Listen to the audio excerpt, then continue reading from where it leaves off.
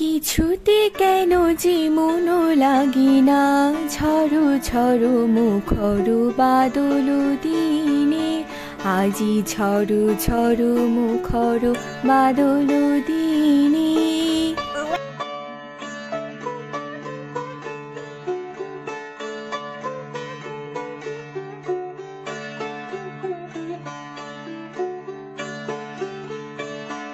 So hey, welcome back to my another blog. সবাই কেমন আছেন? আশা করছি ভালো আছেন। আমিও ভালো আছি, আর আমার মন তো ভীষণই ভালো আছে। আমার কিছুতে মন লাগছে না বলে তো মনেই হচ্ছে না, এবং বরং বেশি মনে হচ্ছে যে বৃষ্টির কারণে আমার সব কিছুতে মন আরও বেশি বেশি লাগছে। তো ভেবেছিলাম আজকে ব্লগ করবোই না, তারপরও এরকম মেঘ আর বৃষ্টি ওয়েদার দেখে ব্লগ না করে পারলাম না। সত্যি এত সুন্দর ওয়েদার, হ্যাঁ আমি তো এনজয় করেছি খুব খুব খুব। আপনারাও এনজয় করেন।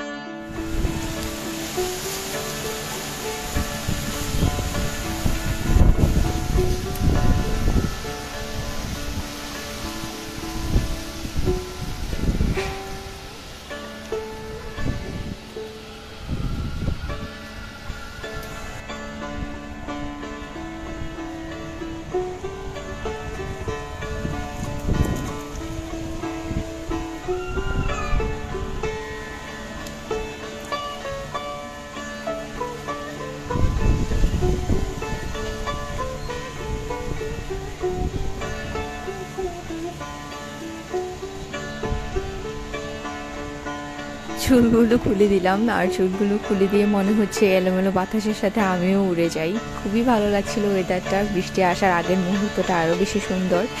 একেবারে কালো মেঘে আকাশটা ছেয়ে গিয়েছে। কেমন লাগছে দেখতে বলেন? তো যাই হোক, আমি তো বৃষ্টি বিলাস করে চলে এসেছি। আর এখানে এসে পিসিমণির অফিস থেকে একজন পিসিমণির কলিগ এসেছিল। পিসিমণির কোনো একটা সাইনের দরকার ছিল, সেই জন্য, যেহেতু পিসিমণি অফিসে অ্যাটেন্ড করতে পারছে না অনেকদিন ধরেই। তো যাই হোক, আসার পরে এখানে বাসার কাজ টাজ সেরে এখন হচ্ছে ট্রিপকে স্নান করবো, কিন্তু ট্রিপ তো বায়না ধরেছে স্নান করবেই না। ও মানে কি নিয়ে যেন বায়না ধরেছিল, আমার ঠিক মনে নেই এখন। খুবই বায়না ধরেছিল। আর এখানে বৃষ্টি দেখতে ব্যস্ত হয়ে গিয়েছে। বৃষ্টি তো দেখতে সবাই ভালোবাসি আমরা কম বেশি, কিন্তু আমার ছেলেও মনে হয় যে আমার মতো বৃষ্টি দেখতে পছন্দ করছে। একটা সময় ছিল বৃষ্টি ভালো লাগতো না, সত্যি কথা বলতে, কিন্তু আস্তে আস্তে আস্তে আস্তে আমার ওয়েটটা আরও ভালো লাগে, এখন আবার বৃষ্টিও ভালো লাগে। তো এই আর কি। চিফ তো বৃষ্টির জল ধরার জন্য জানলা দিয়ে বারবার হাত বাড়াচ্ছে।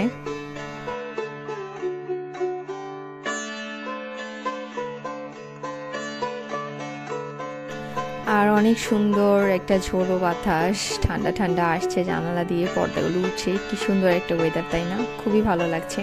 তো আমার খুব ইচ্ছে করছিল কফি খাই, এরকম একটা ওয়েদারে কফি না খেলে মনে হয় যে না, এবার মিসই করে ফেলবো। গতকালকেও কফি খাইনি।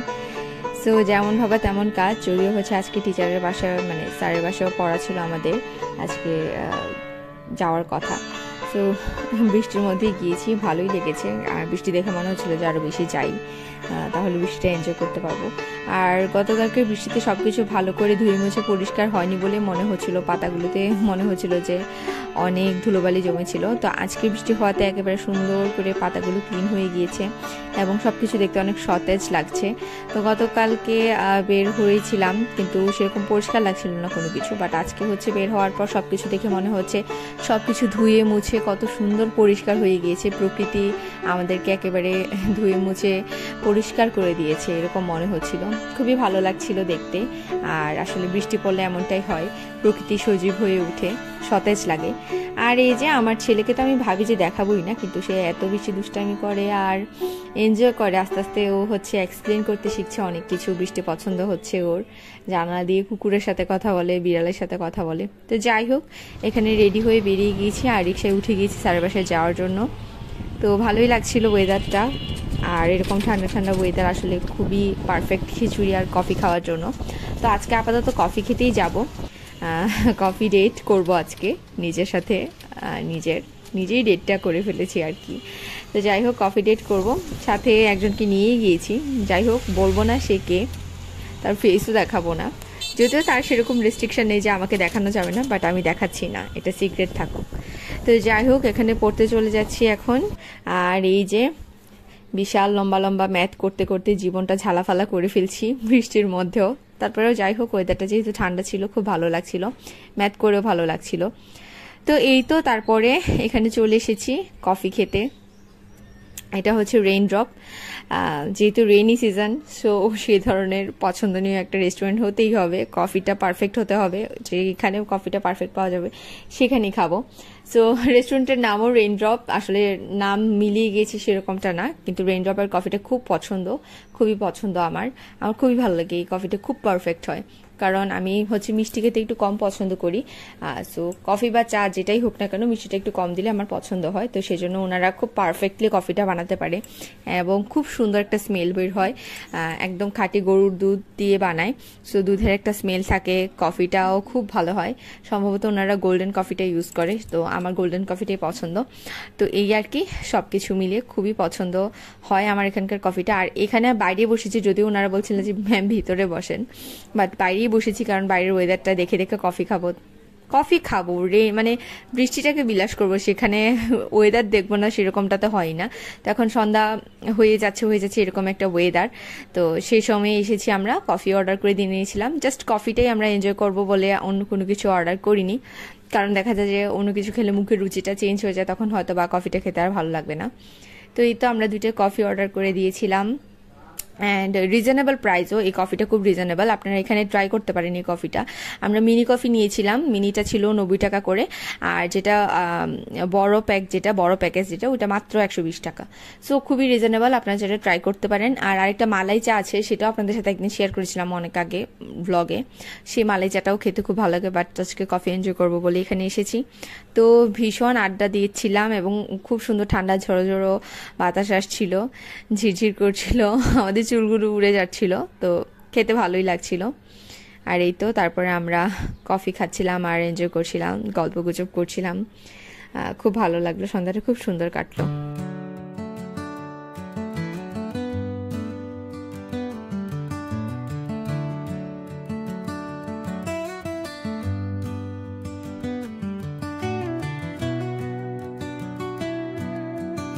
সো রেইনড্রপে যারা গেছেন তারা তো সবাই জানেন যে এখানে আই লাভ কুমিল্লা লেখা একটা স্পেস আছে, কর্নার আছে, যেখান থেকে রাস্তা দেখা যায়, আকাশ দেখা যায়, বাতাস এনজয় করা যায়। এবং এখানে হচ্ছে একটা সিট থাকে, টেবিল থাকে, আর আরেকটা হচ্ছে রকিং চেয়ার থাকে। তো আমি রকিং চেয়ারটাতেই বসেছি, রকিং চেয়ারে দুলে দুলে কফি খাচ্ছি এবং খুব আড্ডা মারছিলাম, খুবই ভালো লাগছিল, চুলগুলো ছেড়ে দিয়েছিলাম, মানে মনে হয়েছিল যে বাতাস চুলগুলো একবারে পারফেক্ট। সো খুবই এনজয় করছিলাম কফিটা আমরা।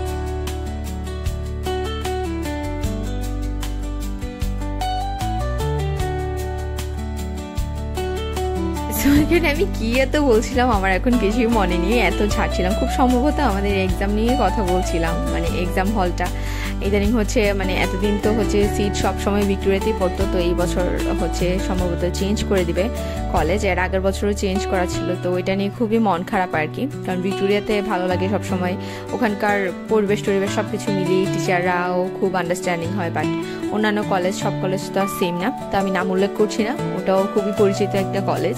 তো যাই হোক, সেই কলেজে পড়ার কারণে খুব মন খারাপ হচ্ছিল আর কি। তো এই তো কফি খাচ্ছিলাম, আড্ডা দিচ্ছিলাম, আর এছাড়াও অনেক পার্সোনাল কথাবার্তাও ছিল। সো সব কিছু তো আসলে বলা যায় না এত পাবলিকলি, তো এই আর কি। সো কফি টফি খেয়ে হচ্ছে আমরা তারপর বেরিয়ে গিয়েছিলাম। আমি যার সাথে এসেছি ওর হচ্ছে টুকিটাকি কিছু কেনাকাটা ছিল, কিছু গিফট কেনার ছিল, তারপর হচ্ছে বিকাশ করবে এরকম কোনো কিছু। তো যাই হোক, আমি বলছিলাম দেখাবো না, আমি সিক্রেট রাখতে চাচ্ছিলাম, কিন্তু মানে আসলে আমাকে নিয়ে অনেকে গসিপ করে, স্টক করে। সো আমি ভাবছিলাম যে একটু জেলাস ফিল করে তাদেরকে, অ্যান্ড যারা হচ্ছে একটু অন্য মাইন্ডে দেখে তারা একটু আমাকে নিয়ে আরও বাজে মন্তব্য করুক। তো যাই হোক, না দেখিয়ে পারলাম না, এখন আসলে এডিট করার সময়, ভয়েস ওভার করার সময় দেখছিলাম আর কি যে চলে এসেছে। তো এই তো তারপরে হচ্ছে আমি এখানে জ্যামে বসে ওয়েট করছি, আর আমি যার সাথে এসেছিলাম সেও চলে গিয়েছে, তার একটা অন্য কাজে ছিল। এখন বাসায় ফিরে যাচ্ছি, আর জ্যামে বসে বসে এখানে দেখছি, এটা কি বলে, এটা বিলবোর্ডের মতো যে থাকে এগুলোতে কি যেন একটা একিএস রড সিমেন্টের হচ্ছে অ্যাডভার্টাইজমেন্ট দিচ্ছিল আর কি।